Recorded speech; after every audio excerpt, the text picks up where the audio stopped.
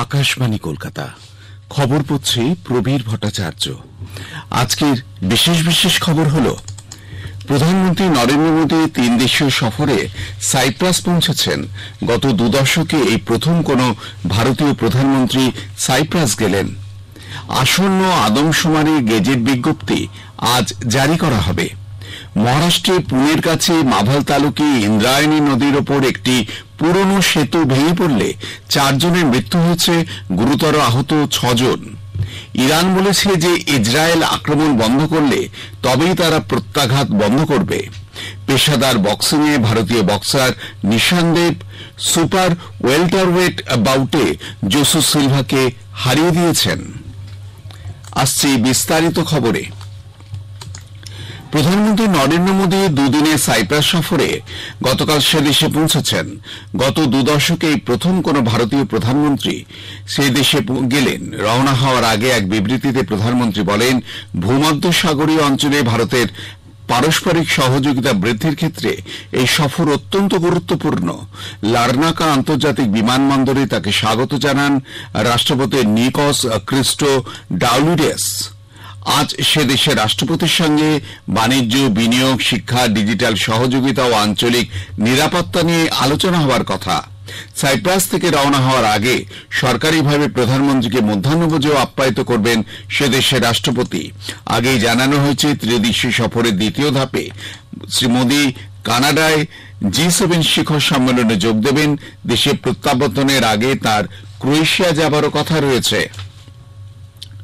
স্বরাষ্ট্রমন্ত্রী অমিত শাহ গতকাল নতুন দিল্লিতে কেন্দ্রীয় স্বরাষ্ট্র সচিব এবং অন্যান্য ঊর্ধ্বতন আধিকারিকদের সঙ্গে আসন্ন আদমশুমারির প্রস্তুতি নিয়ে পর্যালোচনা করেছেন। শ্রী শাহ সামাজিক মাধ্যমের এক পোস্টে বলেছেন যে আজ আদমশুমারির গেজেট বিজ্ঞপ্তি জারি করা হবে। আদমশুমারিতে প্রথমবারের মতন জাতি গণনা অন্তর্ভুক্ত করা হচ্ছে। স্বরাষ্ট্রমন্ত্রী বলেছেন যে 34 লক্ষ গণনাকারী এবং তত্ত্বাবধায়ক এবং প্রায় 1,30,000 আদমশুমারি কর্মী অত্যাধুনিক মোবাইল ডিভাইস ব্যবহার করে এই অভিযান পরিচালনা করবে।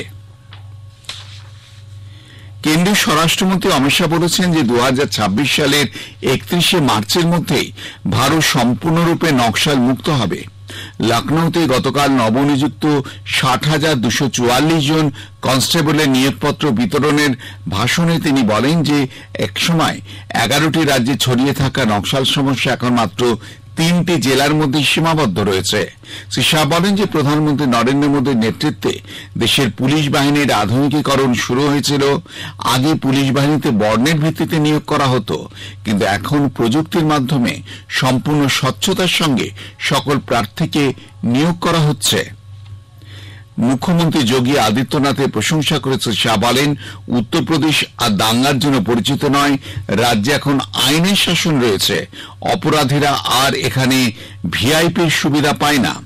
অনুষ্ঠানে বক্তব্য রাখতে গিয়ে উত্তরপ্রদেশের মুখ্যমন্ত্রী যোগী আদিত্যনাথ বলেন যে এই অনুষ্ঠান প্রধানমন্ত্রীর অমৃতকালের লক্ষ্য অর্জনের প্রতি অঙ্গীকারের সাক্ষ্য। উল্লেখ্য, মোট 60,244 জন নবনিযুক্ত কনস্টেবলের মধ্যে 12,048 জনই মহিলা। এই প্রথম একসঙ্গে এতজন মহিলা পুলিশ নিয়োগ পেলেন। মহারাষ্ট্রে পুনের কাছে মাভাল তালুকে ইন্দ্রায়ণী নদীর উপর গতকাল একটি পুরনো সেতু ভেঙে পড়লে 4 জনের মৃত্যু হয়েছে, 6 জন গুরুতর আহত এবং 38 জনকে উদ্ধার করা হয়েছে। রাজ্য সরকার নিহতদের পরিবারকে 5 লক্ষ টাকা করে ক্ষতিপূরণ দেওয়ার কথা ঘোষণা করেছে। রাজ্যের উপমুখ্যমন্ত্রী অজিত পাওয়ার বলেছেন যে ঘটনার কারণ অনুসন্ধানে পুঙ্খানুপুঙ্খ তদন্ত করা হবে এবং দোষীদের বিরুদ্ধে কঠোর ব্যবস্থা নেওয়া হবে। তালেগাঁও দাভারে শহরের কাছে অবস্থিত একটি সুপরিচিত পর্যটন কেন্দ্র কুণ্ডমালায় এই দুর্ঘটনা ঘটে। গতকাল রবিবার ছুটির দিন হওয়ায় সেখানে প্রচুর পর্যটকের ভিড় ছিল। অনেক পর্যটক সেতুর উপর দাঁড়িয়েছিলেন। হঠাৎই সেতুটি ভেঙে পড়লে অনেকেই সরাসরি নদীতে পড়ে যান। গত 2 দিন ধরে মাভাল অঞ্চলে ভারী বৃষ্টিপাত হচ্ছে। স্থানীয় প্রশাসন, দমকল বাহিনী এবং জাতীয় দুর্যোগ মোকাবিলা বাহিনী উদ্ধার অভিযান চালিয়েছে। আমেদাবাদ বিমান দুর্ঘটনায় যাত্রী ও স্থানীয় অধিবাসীদের আত্মীয়দের কাছ থেকে এ পর্যন্ত মোট 250 রক্তের নমুনা সংগ্রহ করা হয়েছে। এর মধ্যে 62টি ডিএনএ নমুনা মিলে গেছে এবং 35টি দেহ নিহতদের আত্মীয়র হাতে তুলে দেওয়া হয়েছে। মাত্র 3 জন যাত্রীর আত্মীয় নমুনা সংগ্রহ বাকি। এইসব আত্মীয়রা এখন ব্রিটেনে রয়েছেন। 2 থেকে 3 দিনের মধ্যে তাদের নমুনা সংগ্রহ করা যাবে। প্রধানমন্ত্রী নরেন্দ্র মোদীর প্রিন্সিপাল সেক্রেটারি পি.কে. মিশ্র দুর্ঘটনাস্থল পরিদর্শন করে মেডিকেল পড়ুয়াদের হস্টেলে খাবার ঘরও ঘুরে দেখেন। এদিকে গুজরাটের প্রাক্তন মুখ্যমন্ত্রী বিজয় রূপানীর এই দুর্ঘটনায় মৃত্যুতে রাজ্য জুড়ে আজ শোক দিবস পালিত হচ্ছে। জাতীয় পতাকা অর্ধনমিত থাকছে। সন্ধ্যায় পূর্ণ রাষ্ট্রীয় মর্যাদায় বিজয় রূপানীর শেষকৃত্য সম্পন্ন হবে। ভারত সুরিনামে প্যাশন ফ্রুট প্রসেসিং এর জন্য দ্বিতীয় এবং শেষ ম্যাচের যন্ত্রপাতি পাঠিয়েছে। বিদেশ মন্ত্রক এক সোশ্যাল মিডিয়া পোস্টে জানিয়েছে যে এটি সুরিনামের এসএমই শিল্প এবং কৃষকদের আয় বৃদ্ধির লক্ষ্যে করা হচ্ছে। এই প্রকল্পটি ভারত সুরিনাম দ্বিপাক্ষিক সম্পর্ককে আরো শক্তিশালী করে তুলবে। খবর শুনছেন আকাশবাণী কলকাতা থেকে।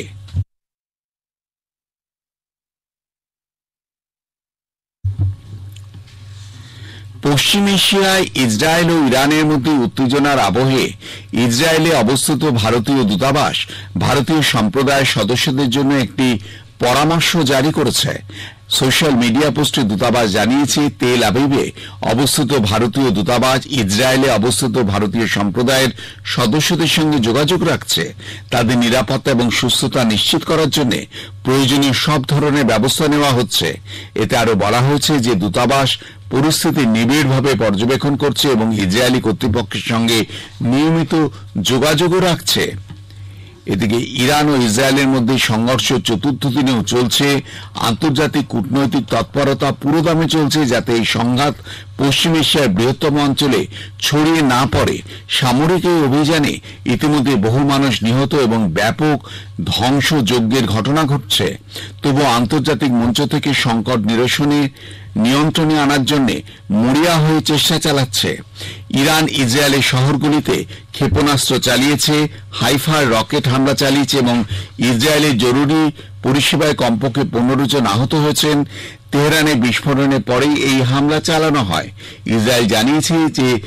ইরান জানিয়েছে যে ইসরায়েল আক্রমণ বন্ধ করলে তবেই তারা প্রত্যাঘাত বন্ধ করবে। এদিকে ইসরায়েল বাহিনীও তেহরানের বাইরে সিরাজ এবং ইসফাহান শহরে অভিযান জোরদার করেছে। প্রতিরক্ষা মন্ত্রকের একটি সামরিক ঘাঁটিতে আঘাত আনা হয়েছে। ক্রমবর্ধমান সামরিক অভিযানে 250-টিরও বেশি ইরানি লক্ষ্যবস্তুকে আঘাত করা হয়েছে। এর মধ্যে পারমাণবিক নিয়ন্ত্রণ কেন্দ্র এবং মূল জ্বালানি লক্ষ্যবস্তু রয়েছে। পরিস্থিতি এখনো জটিল।